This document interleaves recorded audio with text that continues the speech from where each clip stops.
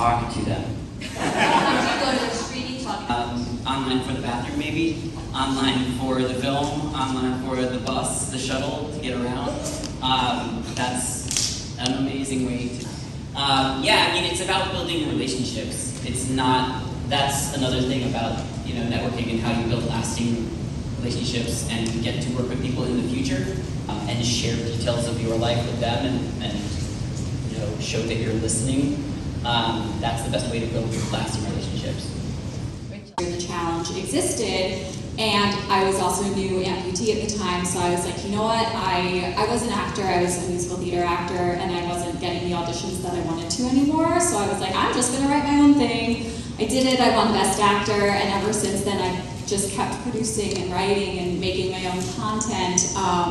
And the film challenge is interesting because nobody can get paid to do it, so it feels awkward asking people to work for free. But every film I've made for the challenge has won some sort of award or screened at other festivals, so it becomes like really worth it and so creatively fulfilling. And we're working for such a good cause to get more underrepresented talent out there.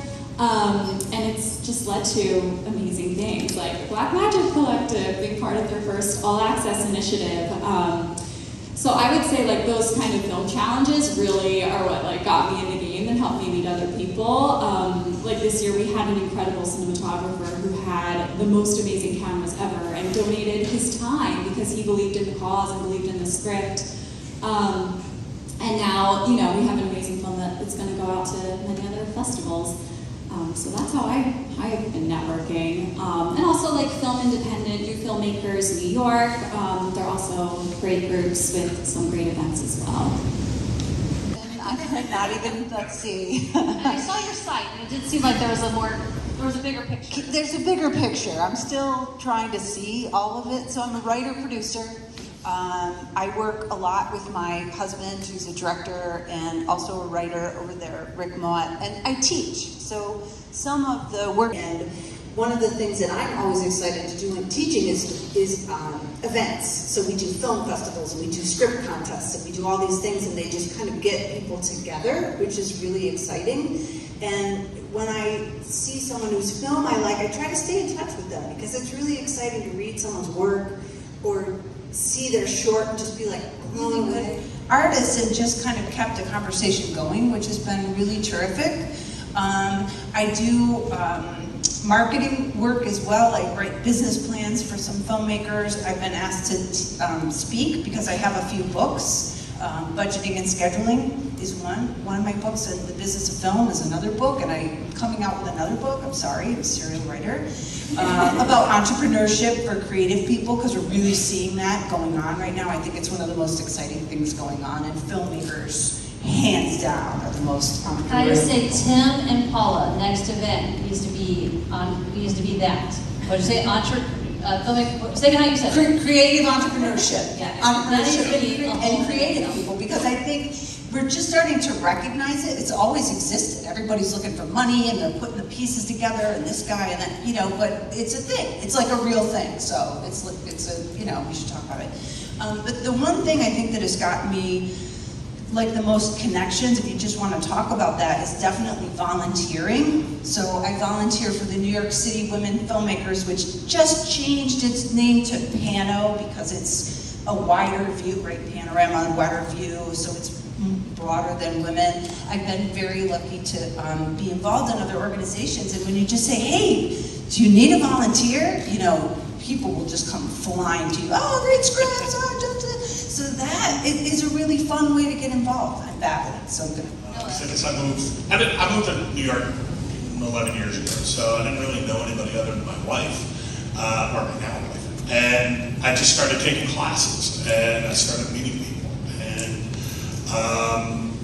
now some of these are my best friends now, and it's just been fantastic because you're talking about the work, you're doing the work, you're some of these groups have grown into the theater companies, and you're just like, I remember when that was like a thing over, and it's just amazing just to watch it, like all these people who are your friends just kind of build stuff, and it's just it's not a zero-sum game. There is always room for whatever your artistic vision is, and you just got to find your tribe. And part of that is just going around and just, coming to the events like this.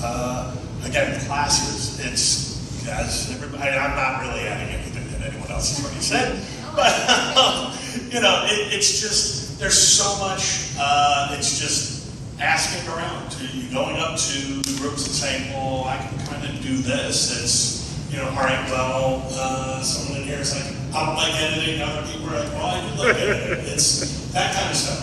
Making sure you talk to that person. But the key is, it's not just talking to them at an event. It's afterwards. It's the, what do you do a week later? What do you do a month later? What do you do when you see that person has, maybe they got into a festival, and maybe you send them a little note and say, hey, good job on that. And it's that follow-up that is, and I think one of you were saying that earlier, about, it's not just the give me a job now, it's the long-term game, it's the long game. So doing that, keeping in touch with people and saying, hey, what are you doing? What do you got going on? Why don't we just go grab a coffee? Jesse, I feel like there's probably been opportunities for you that have come up where where you had to reach high up, right? Like you had to network up, and somehow that worked for you. Is a story coming to mind that you can share? Because I think we're all better at the lateral networking, right? It's the we have to go up. Or if any of you guys have a story what Jesse's thinking. I just figured you had one for some reason, or several. I guess in terms of networking up, I don't, and worked with some of the best in the business. I co-starred with Kirk Douglas and Ellen Burstyn and Megan Mullally and Lane Stritch, and so because I was working with people like that from an early age, I don't have the same sort of star or up mentality that I think a lot of people do. And I think it really would serve people to drop that mentality. There is no up. We're all in this together. We're all. So Rachel, for you, is there any story you can tell us about maybe a scary time you had to reach out to somebody that turned into gold? I guest starred on an episode of NCIS New Orleans, and the writer and I really connected, and he was really supportive, and I mentioned that I was starting to, write a pilot and producing some short films, and, he gave me his email, it's stay in touch, and I wasn't sure if he was just being nice or if he actually meant it, and he meant it, and he's been a mentor to me now, and it was scary to make that first reach, hey, I wrote this script, if you have a chance, maybe read the first 10 pages and give me feedback, and I know a lot of people ask you to do that. But he was so kind and generous with his time and really supportive of the work, and it was scary, but what's the harm in sending an email and just making me ask, as long as you're nice about it. Yeah. As long as you're nice and not demanding, for sure. And you just went for it.